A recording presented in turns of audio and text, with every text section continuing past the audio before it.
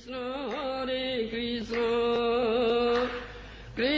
Krishna, Hare Hare, Hare Rama, Hare Rama, Rama Rama, Hare Hare, Hare Krishna, Krishna Krishna. Hare Krishna, I'm Lagudi Das, here is Mayapur, Gauranga Bhavan, and today is 22 January 2016. We will talk about Srila Gour Govinda Maharaja, how we come here from Bhuvaneshwara, 79 years, in February. And we start from Bhuvaneshwara, Bhagavat, Gour Govinda, and me and a few others, Bhaktas. And I think Gour Govinda's son was Abhaya. And we come to Mayapur, and at that time Gour Govinda was little, did not eat few days, and then he told me to prepare. He did not want to eat with others, sannyasis, to make preparation for him personally. And then we stay long building, and then was the festival from one of Prabhupada's god brothers, Madhava Maharaj. He disappeared. The sannyasi been invited to festival, and I did not go. I stayed in my room. And then after festival in Kirtan, Gour Govinda Swami fell on the ground and was unconscious, and two Swamis, Guru Kripa and Trivikrama, they brought him in my room and then told me to look after him. And I did not know what is going on. I thought he's just a little bit too much in ecstasy. He will cool down next day, but it did not happen. So next day, next few hours, Bhagavat came, and then he tried to wake him up to get him out of that unconsciousness. And then it did not work, and then Krishnadas Babaji came, and then another Swami from Mayapur came to wake him up and to talk to Gour Govinda. He did not feel anything.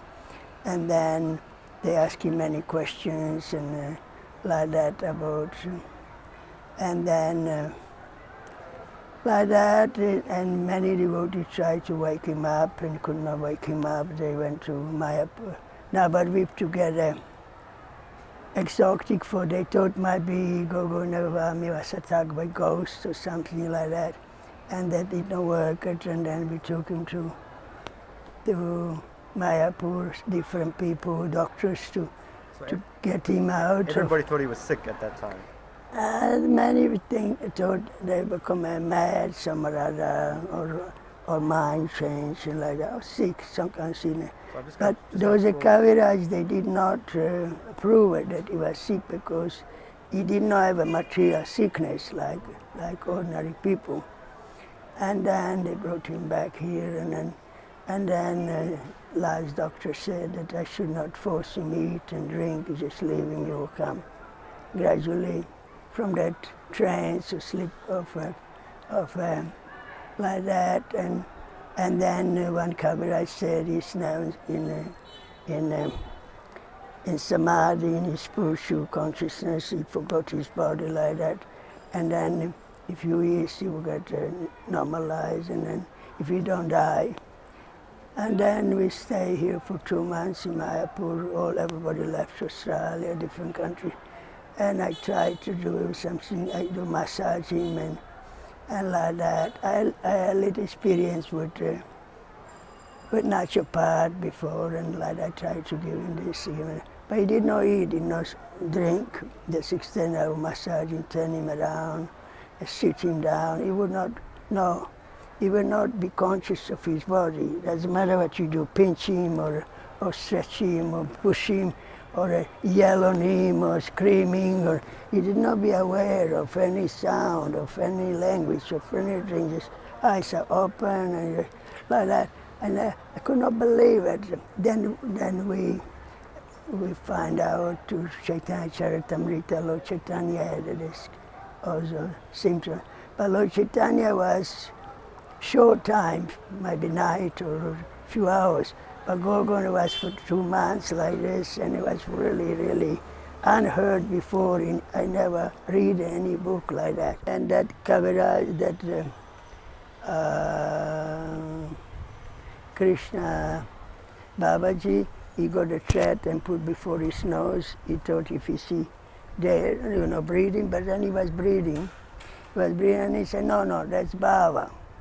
That's symptom of bhava, like that. And then a guy in his few devotees thought, it's not sickness, it's samadhi.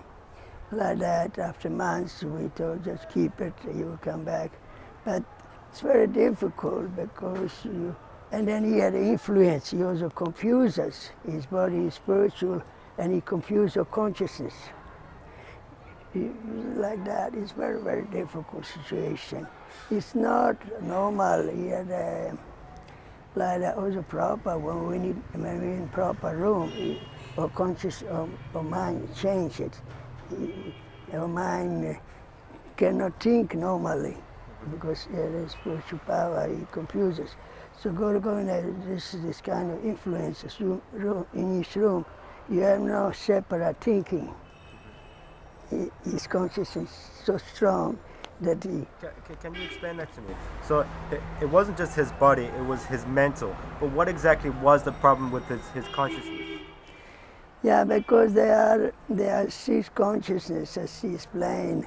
We are in a third consciousness. We are in human consciousness, but not in a spiritual consciousness. So he was in spiritual consciousness, where he's same as Krishna. So now, when you are with him, then your ordinary mind does not work anymore. It's more identified with his, like that.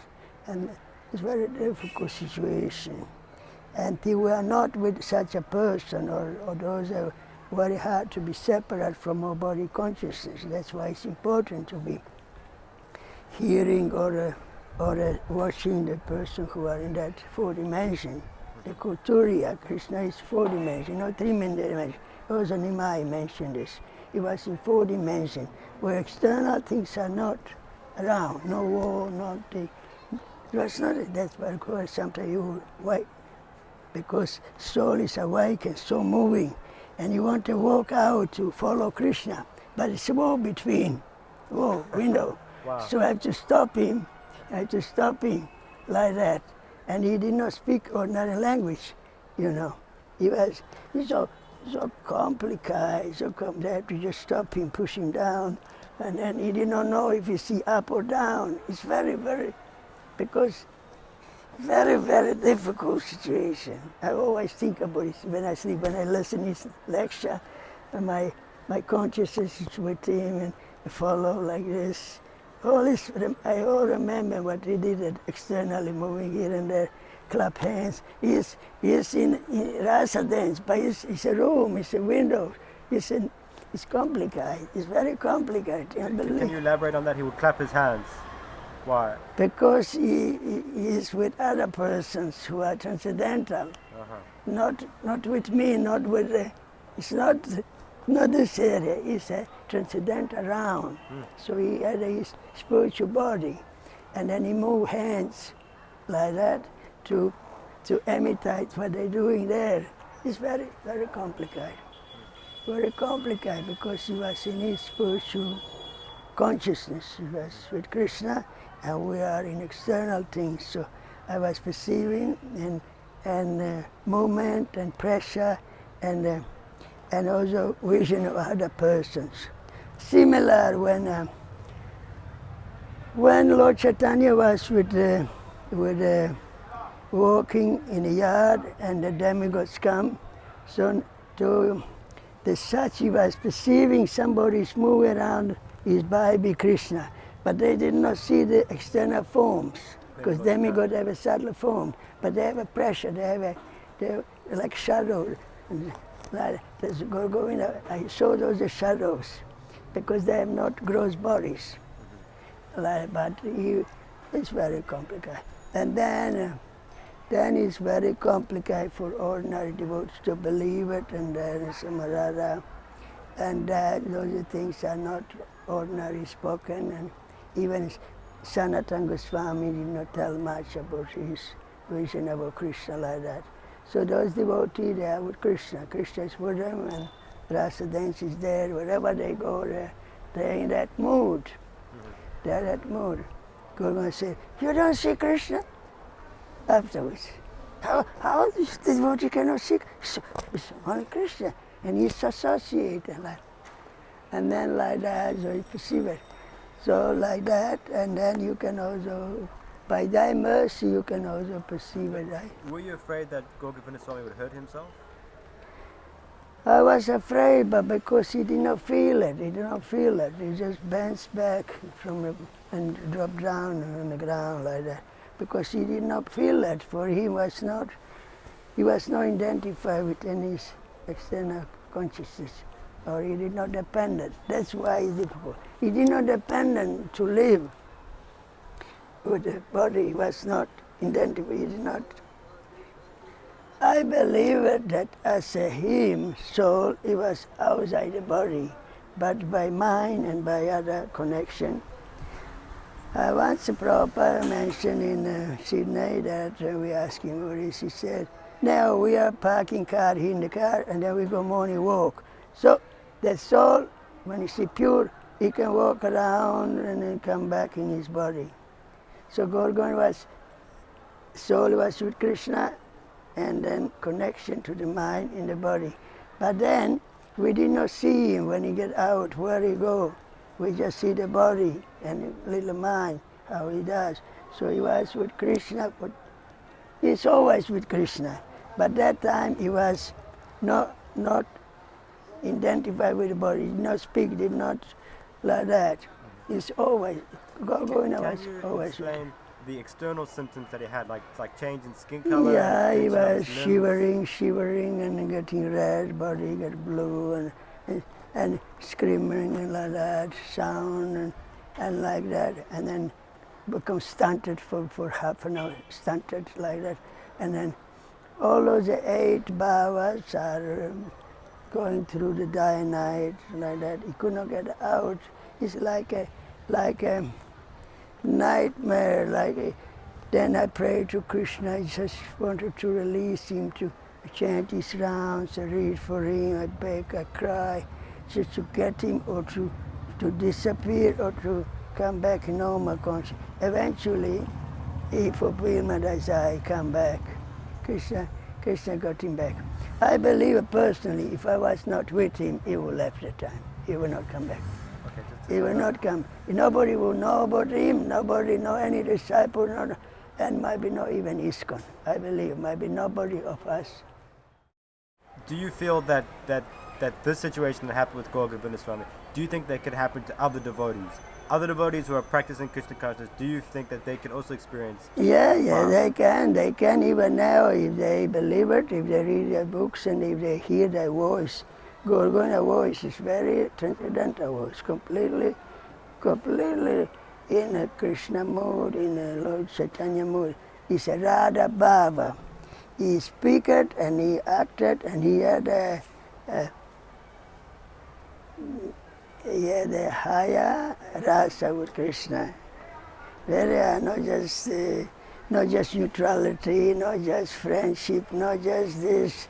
No, he had the Gopi Bhava, he had a Gopi Bhava consciousness, and he was pushing everybody to forget all other Bhava to get the Gopi Bhava, like that, to get the Gopi Bhava.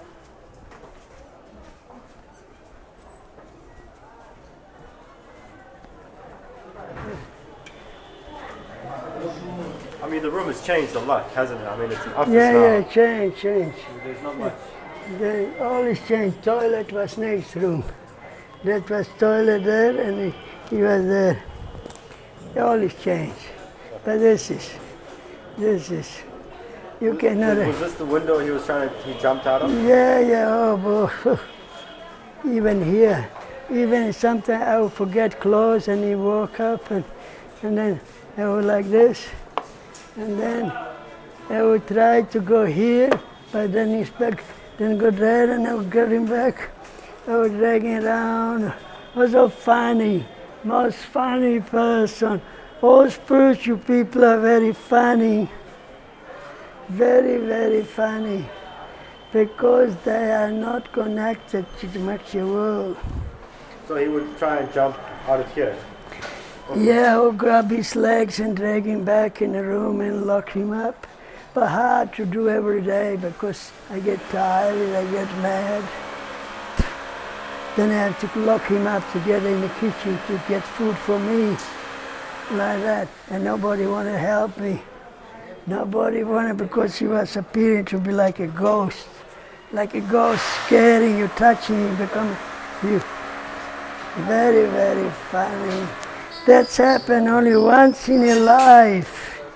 Once in your life happened to you with great personality. He put a lot of weight. He was skinny like me. He was like this. Yes, skinny. But there was only one room, not two. They divided. The next room was toilet.